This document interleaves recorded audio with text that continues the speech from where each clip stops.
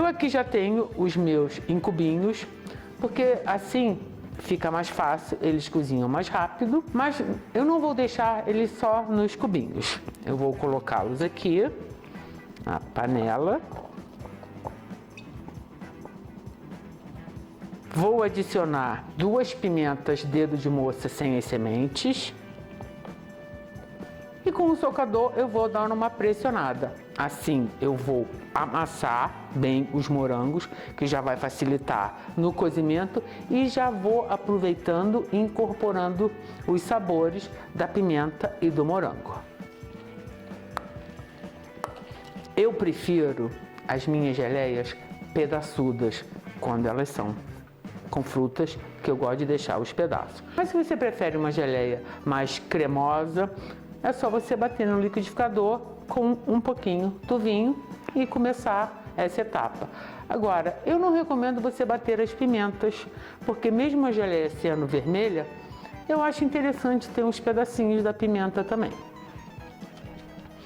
Agora, se você não gosta de pimenta, meu amigo, eu recomendo você não usar. Porque essa geleia, como dizem os espanhóis, é uma geleia caliente, bem picante para quem gosta, no caso, como eu. Olha só, já está um pirê de pimenta e morango. Agora aqui nós vamos adicionar 250 ml de vinho branco seco. Eu prefiro bebidas secas, não doces. E uma dica que eu vou dar: sempre use vinhos de boa qualidade. A regra é a seguinte: se é bom para você beber, é muito bom para você usar nas suas preparações gastronômicas. Porque aquela velha ideia de usar uma bebida mais baratinha para fazer a comida é muito triste, porque você acaba estragando a comida se a bebida não for de qualidade, como tem que ser quando você escolhe uma bebida para acompanhar justamente a sua preparação. Nada impede de você usar um vinho doce, fica a critério. Agora aqui é só dar uma mexidinha e pro fogo. Eu vou usar um vinagre caseiro de capim-limão. Você pode usar o de maçã, o de gengibre. E se você ficou curioso, dá uma olhadinha na nossa playlist de vinagres, que lá eu ensino a dica de fazer esses vinagres todos. Mas caso você não tenha tido a chance ainda de fazer, você pode usar qualquer vinagre industrializado mesmo. Quando você usa vinagre numa geleia, ele é um ingrediente que vai ajudar que a pectina faça o papel dela, porque como a geleia fica um certo tempo no fogo, o próprio calor vai destruindo um pouco a pectina natural dos ingredientes, no caso, os que são ricos em pectina. Então o vinagre ajuda com o pH, baixando o pH, ficando mais ácido. Com isso, a ação da pectina não é perdida no cozimento, às vezes mais prolongado. Então eu tenho 50 ml de vinagre, vou dar uma mexidinha aqui e vou aguardar que comece a entrar em ebulição. Antigamente eu já misturava tudo de uma vez só, até o dia que eu esqueci de adicionar a pectina. No caso, eu estou usando a pectina caseira de maçã, mas você pode usar qualquer pectina. Você dá uma olhadinha na geleia de maracujá, que eu ensino a fazer a pectina de maracujá também. No caso de você não ter feito nenhuma das duas, você pode optar para a pectina industrializada. A pectina industrializada você encontra em lojas de produtos para festas, em farmácias de manipulação ou vendida pela internet. A proporção que você vai usar, eu vou dar daqui a pouquinho, quando eu for falar da quantidade que eu vou usar de pectina de maçã. Mas eu comecei essa história toda para dizer que agora eu só adiciono o açúcar e a pectina depois que a geleia já começou a ferver. Usando essa nova técnica de adicionar o açúcar e a pectina quando começar a ferver, eu reduzo o tempo de cozimento, porque eu não vou precisar esquentar o açúcar todo. Eu colocando quando já está fervendo, é bem mais rapidinho. Começou a ferver, eu aguardei mais alguns minutinhos para que ela desse uma leve reduzida.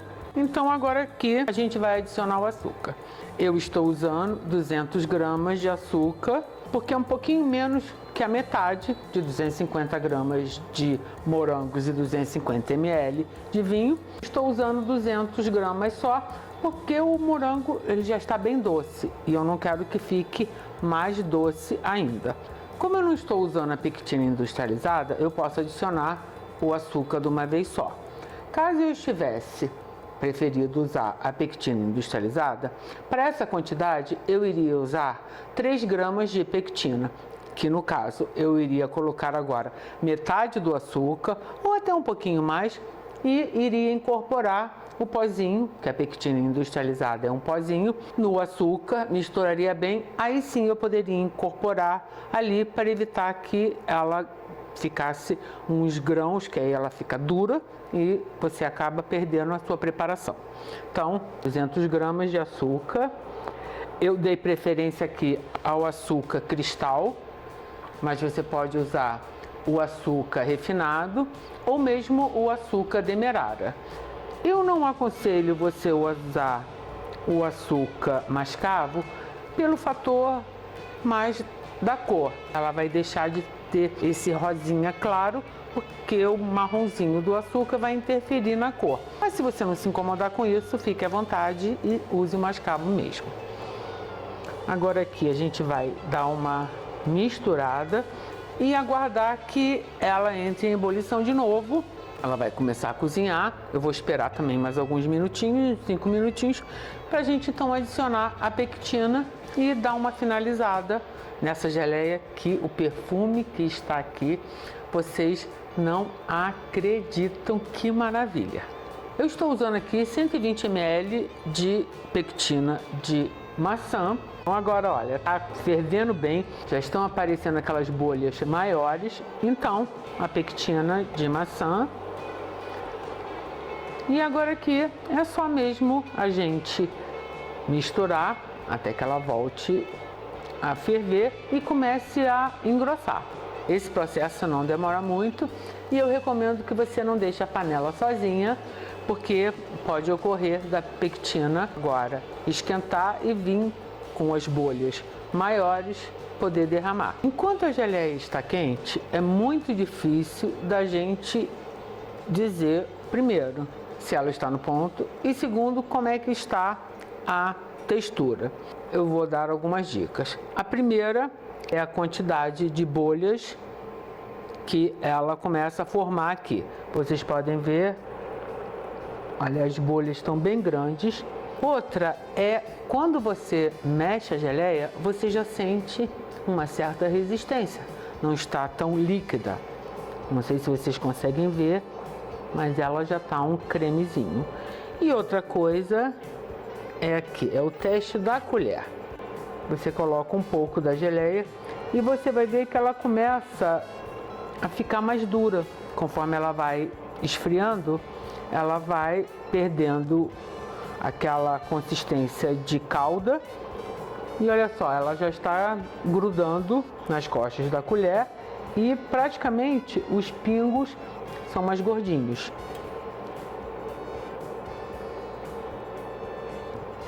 Se eu separar aqui, se junta, porque ela já está esfriando, então a tendência é ela endurecer.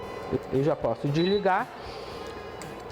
Muitas pessoas me pedem para mostrar como fica a textura da geleia depois de fria. Vou aguardar que ela esfrie para mostrar para vocês exatamente como é que fica a textura que eu prefiro. Então, assim que ela esfriar, eu volto.